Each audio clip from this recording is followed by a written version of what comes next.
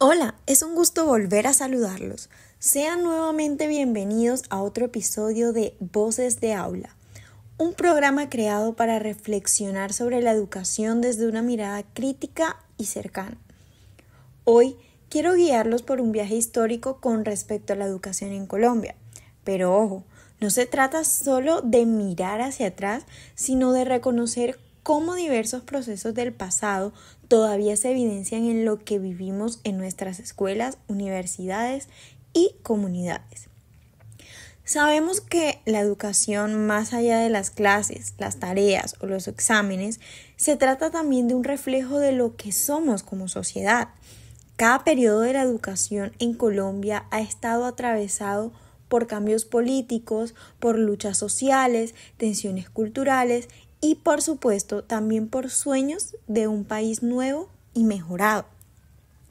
En esta ocasión estaremos reflexionando a partir de 4 grandes momentos en la historia de la educación. Primero, estaremos abordando un poco sobre la educación en la época colonial y republicana. Posteriormente, hablaremos sobre los avances y retos del siglo XX, luego sobre la influencia de la pedagogía crítica en el contexto colombiano y finalmente sobre cuáles son esos desafíos actuales que aún se enfrentan en nuestro sistema educativo. Ahora los invito a abrir bien el oído y la mente para que puedan entender cómo la historia educativa de nuestro país nos interpela hoy. Empecemos por hablar brevemente sobre la época colonial. Y es que durante este periodo la educación en Colombia estaba casi totalmente a manos de la Iglesia. Los jesuitas y otras órdenes religiosas eran los encargados de la enseñanza de tal época. Pero ojo, no para todos. Y aquí es donde radica la principal problemática. Debemos tener presente que se trataba de una educación elitista. Esta era únicamente reservada para los hijos de familias acomodadas, como futuros sacerdotes, políticos o comerciantes. Era así que la mayoría del pueblo, especialmente indígenas y afrodescendientes, resultaban excluidos del acceso al conocimiento. ¿Cuál era el objetivo de todo esto? Mantener el orden colonial. Se enseñaba a leer, escribir, latín, filosofía escolástica y, sobre todo, religión. La escuela no era un espacio de igualdad, sino más bien un espacio de reproducción de privilegios. Sí, desde tiempos remotos, la educación ha representado una gran brecha. Más tarde, con la independencia, en el siglo XIX, cambió el discurso educacional. ¿Qué pasó aquí? Por fin se empezó a hablar de formar ciudadanos libres y republicanos. Se dio el seguimiento de leyes y proyectos para crear un sistema educativo nacional. Por ejemplo, en 1821, el Congreso de Cúcuta estableció la instrucción pública como un derecho. Sin embargo, en la práctica, las brechas continuaban. Los modelos europeos siempre seguían dominando y la educación seguía lejos de las mayorías. Es decir, seguíamos con una educación elitista. En el siglo XX empezamos a ver un proceso un poco más claro de consolidación del sistema educativo. Aquí logramos ver que en 1903, con la Ley 39 impulsada por Rafael Uribe Uribe, se encontró mejor la educación primaria. Se estructuró de mejor manera esta educación. Poco a poco se amplió la cobertura, aunque todavía en el campo estaba un poco rezagado y muchas familias veían la escuela como un privilegio más que como un derecho.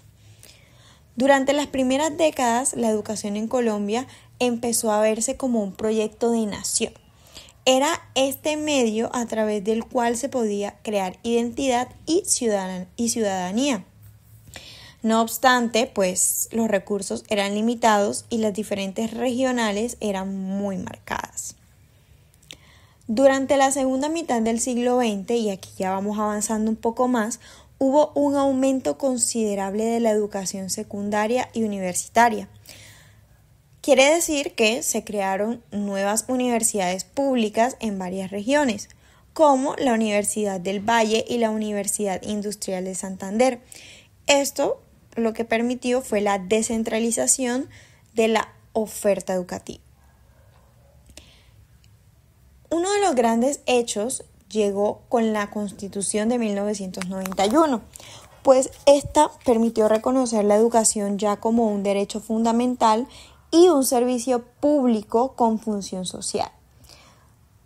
El cambio que se presentó fue trascendental, pues permitió la equidad y la participación en el centro del debate educativo.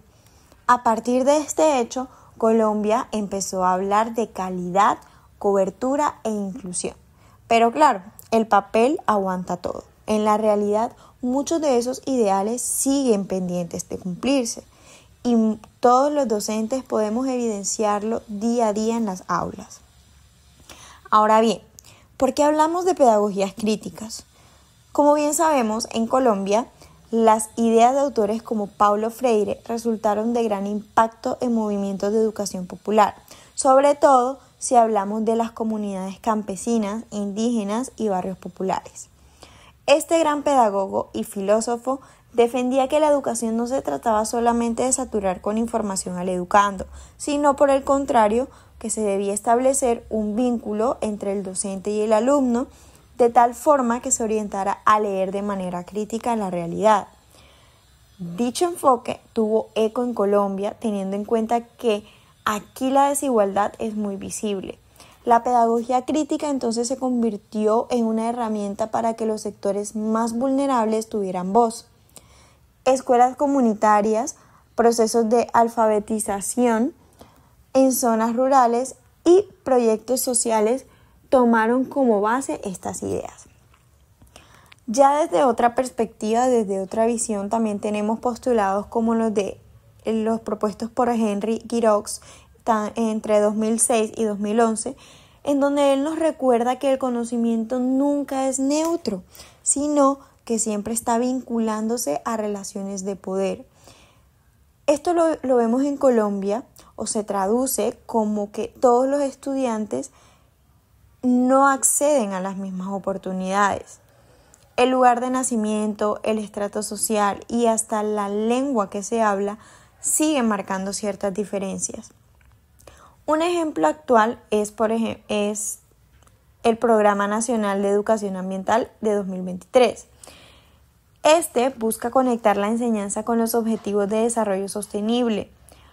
Cuando hablamos de estas propuestas, podemos ver que la educación debe dialogar con los grandes problemas del país, como el cambio climático, la desigualdad y la diversidad cultural. Ya llegando al presente, nos preguntamos ¿qué pasa hoy con la educación en Colombia? Pues, aunque sí ha aumentado las oportunidades, es importante mencionar que seguimos teniendo enormes desafíos. En las zonas rurales, por ejemplo, muchas instituciones no cuentan con agua potable, internet o recursos básicos. La brecha digital se hizo evidente durante la pandemia, cuando miles de niños y niñas no tuvieron acceso a clases virtuales.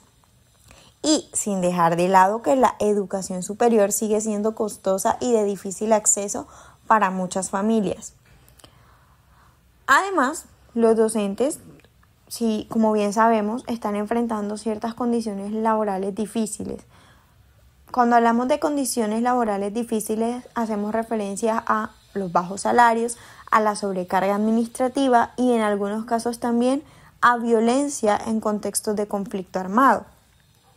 Aquí es donde la pedagogía crítica puede ser una brújula, pues nos invita a repensar la escuela no solo como un lugar para aprender contenidos, sino como un espacio para dialogar, para reflexionar y sobre todo transformar.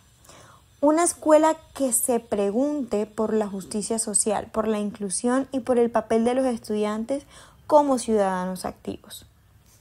Ya para finalizar nuestra reflexión del día, es necesario recordar que la historia de la educación en Colombia nos enseña que los cambios pedagógicos han estado ligados a las transformaciones sociales y políticas del país.